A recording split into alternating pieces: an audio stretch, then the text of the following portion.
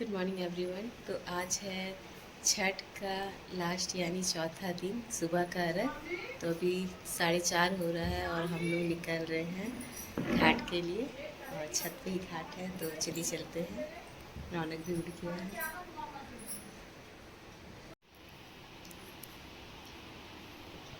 तो मैं यहाँ पे रेडी हो गई हूँ छठ घाट जाने के लिए। और हमारा छठ घाट है ऊपर का छत। तो छत पे ही हमने ऑर्गेनाइज़ किया है सब कुछ।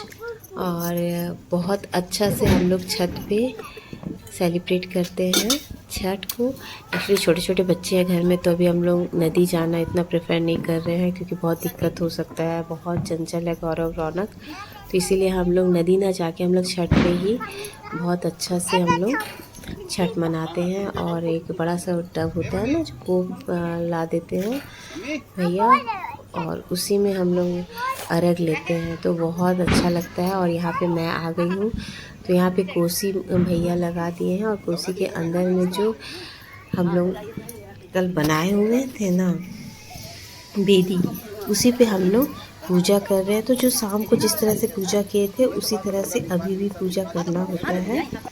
तो वही मैं घी से, चंदन से, रोरी से, सिंदूर से टीका लगा रही हूँ। साथ में अगरबत्ती दिया दिखा रही हूँ। और पूजा कंप्लीट होने के बाद मैं यहाँ पे थोड़ा टाइम रौनक के साथ स्पेंड कर रही थी। तो रौनक को पटाखा बहुत पसंद है, वो बम बम बोलते हैं। तो बस मैं उसके साथ छुरछुरियाँ जला रही थी और मुझे भी अच्छा लग रहा था। और इसे भी रौनक को छुरछुरियाँ बम बहुत पसंद होता है। पर बहुत केयरफुली मैं करती हूँ, मैं अपना हाथ आगे रखती हूँ ताकि उसको कुछ दिक्कत नहीं हो। तो यहाँ पे बहुत सारा छुरछुरी का जो भी था वो सब सेलिब्रेट कर रहे थे छठ पे सब कोई। और बाकी हम लोग जो थे वो छठ का गाना गा रहे थे, क्योंकि छठ का गाना जब तक अपने मुँह से ना गाना तब तक छठ अधूरा अधूरा लगता है। तो यहाँ छठ का गाना हम लोग गा रहे थे सब कोई मिल के। और अभी भी टाइम आप देख रहे हैं कि 5 बज रहा है सुबह का।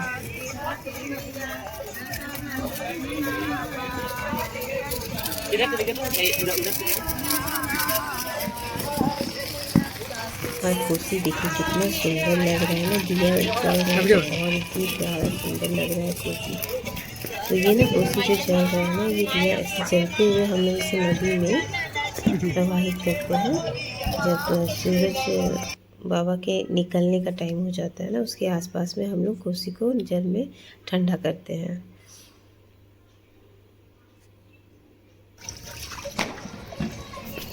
तो यहाँ टाइम हो चला था, तो इसलिए सबको हम लोग बारी बारी कोसी का पूजा कर रहे थे। कोसी को गणेश जी का प्रतीक माना जाता है, इसलिए हाथी को बना हुआ होता है।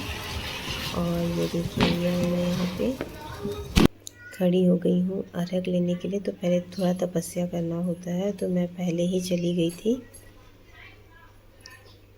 पानी में। और अच्छा है इस बार ठंडा उतना ज़्यादा नहीं पड़ा है जितना होना चाहिए।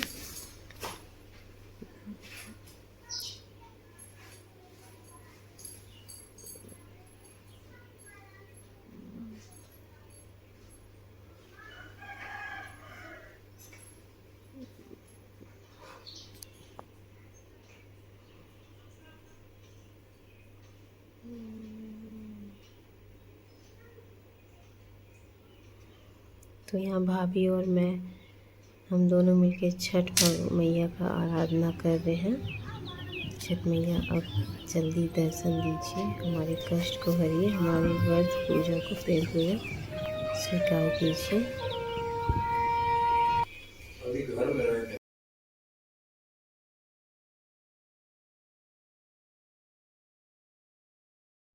और यहाँ पे 3 मूर्ति बैठे हुए हैं।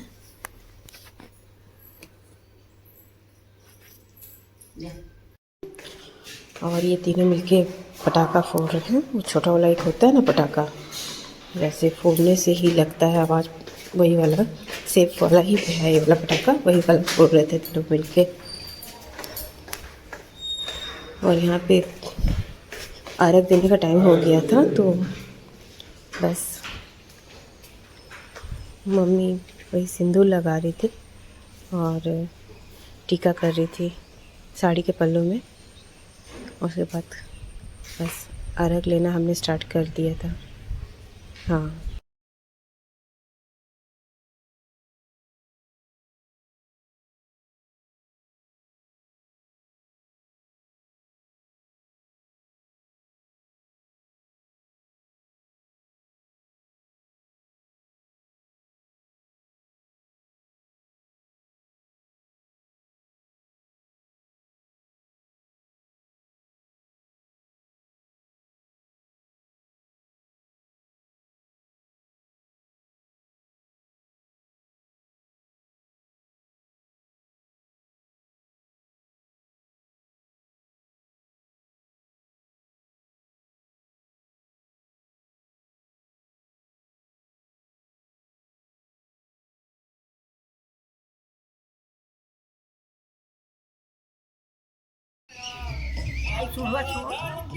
नीचे से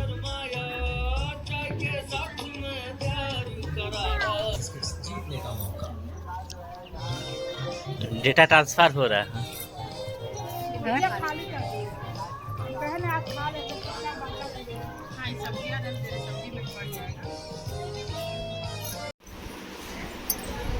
ये छठ माँ का प्रसादी है सब्जी का, तो माँ को चढ़ा था, वही अभी भोग बना। ये देखिए यहाँ पे चाय बन गया है और यहाँ गर्मा गर्म पकौड़ी तला रहा है। तो मेरे घर का छठ का लास्ट जो अर्घ होता है सुबह का, उसी का परंपरा रहता है कि सुबह में अर्घ देने के बाद हम लोग पहला जो डिमांड करते हैं वो चाय और पकौड़ी के साथ करते हैं। हाँ, वो भी क्या भैया बोलिए? छठ का प्रसाद है, उसी का पकौड़ी बनता है। हाँ, छठ का जो प्रसाद चढ़ता है ना, जो सब्जी चढ़ता है, उसी का पकौड़ी बनता है। और साथ में तो ये हर साल मैं बनाती थी क्योंकि मैं छठ नहीं करती थी, और इस साल मैं छठ की हूँ, तो इस साल भैया और भाभी मिलके आप देख सकते बना रहे हैं। और कितना नींद आ रहा है भाभी, बहुत नींद आ रहा है ना हमको बहुत नींद आ रहा है, मतलब हमको लग रहा है हम रौनक को ना दूध पिलाते पिलाते ऐसे मेरा नींद हो गया, पूरा ये हो गया, फिर उठ गए।